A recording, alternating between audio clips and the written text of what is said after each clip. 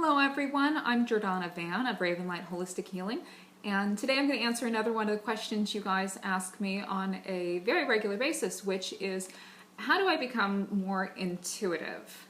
Now, before we get started, I want to give you guys the same caveat I always give you, which is we are all so very different, you guys, and this really extends to the way in which we experience our intuition as well.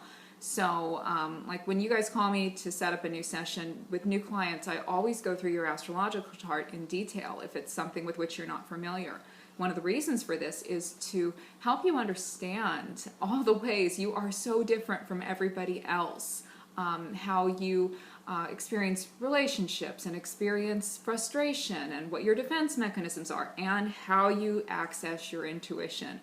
Because while this method works really great for me, and it does work really well for a lot of my clients, there are going to be some of you guys out there that are going to try this and go, this doesn't make sense, I don't know, it doesn't feel good, it doesn't resonate. So if you try this and it doesn't work for you, then it doesn't mean your intuition is broken, it doesn't mean you're not capable of being intuitive, and it doesn't mean the wisdom is wrong. It just means that for you, connecting with your intuition will happen in a slightly different or maybe dramatically different way. And so if that's what happens, then I would encourage you, keep looking. There is going to be the perfect method that will just fall into your lap if you just stay open to it, and it will work great for you. So when we talk about being intuitive, a lot of different interpretations come up. When I use the word intuitive when I'm out and about, my favorite response is, so does that mean like being psychic and stuff, you know, like I can tell when the phone's gonna ring and I can just like see all this stuff before it happens, I can read people's minds, and yeah, sort of. Sometimes that is a natural consequence of being very intuitive. But what I really am talking about when I say being intuitive, and I believe it's what you guys are talking about when you ask me, is finding that personal connection to your higher self, to the divine, to the wisdom of the universe, that guides you to make the kinds of decisions, to find the kinds of opportunities, connect with the kinds of people that will bring you the happiest, healthiest, most fulfilled life. So being intuitive means that you flow with the universe in a way that all your needs are met in wildly wonderful fashions. So that's what we're talking about here. So when it comes to learning your intuition, learning to understand your intuition, how it works, I have found that the place that we most often shoot ourselves in the foot, meaning we are being intuitive and yet we're going, no, we're not going to listen to this, is through our decision-making process. Because the universe speaks to us in things that feel good. Most of us have trouble with this idea. But when the universe wants us to know something, it gives us an idea that feels good. It gives us a desire. And what happens a lot of times is we have this desire, and this desire feels so good, and then all of a sudden our lovely little friend logic comes along and goes, are you kidding? You can't have that. That's bad for you. You can't afford that. People will be disappointed in you. Can you imagine how you'd look if you fail? Oh my God, I'd have to leave my home. I'd have to travel. I might have to be in a different relationship. I can't do any of those things. Logic is such a pain. So when you are experiencing a feeling of want, something that you desire, that is often where your higher self is going, see, I'm giving you this thing that would feel really good. Go do it, go do it, go do it. And don't ask any questions.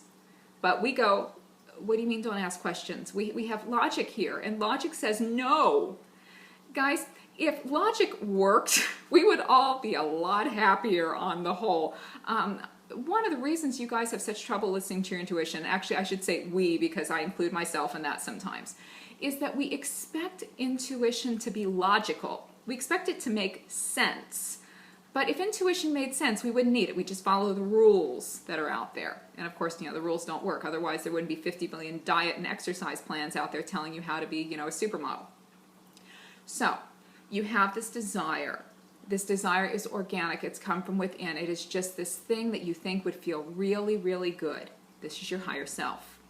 Now, I know there are a lot of you freaking out going, what do you mean I can do whatever I want? I can't do whatever I want. Oh my gosh, I will do something that is bad for me. This is actually not true. So This is something I would probably discuss more with you in a session, because there are cases where something we really want, we don't understand why we want it. So for those of you going, I have an addiction, I want this, but it's not good for me, that's somewhat different. For the most part, when you want something, you are meant to have it. Your higher self is telling you to do this thing because it is good for you. It's not going to have this enormous consequence that you imagine. So as an example, let's say that you're about to get off work and all you want to do is go to the donut shop downstairs. All you want to do is go to the donut shop. You don't even want a donut. You just want to go to the donut shop. Feels really good.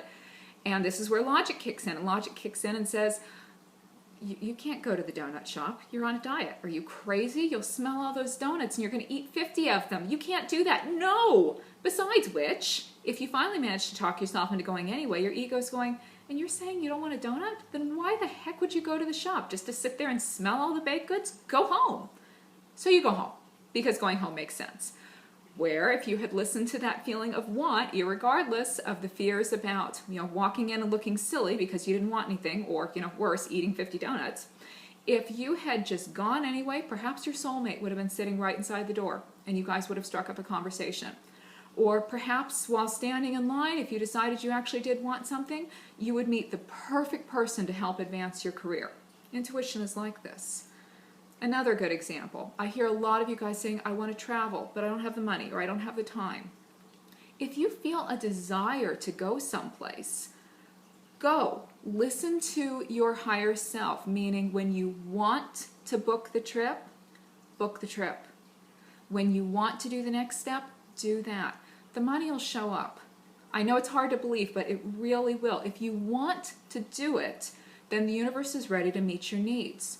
So you book the trip, maybe you put it on your credit card, and then it turns out you win some money out of nowhere, or somebody decides to give you a really big birthday gift, or maybe something else happens where it's paid for. If you really want to go, there's a reason you're supposed to go. It may just be that you're going to have the most fabulous time of your life. Or again, maybe you'll meet somebody really important. Maybe you'll discover a hobby you never would have realized was even something possible for you, and it will fulfill you to the end of your days. But when we have these desires, a lot of the times we stop because A, again, logic kicks in, and B, we go, well, we don't have the resources to do it.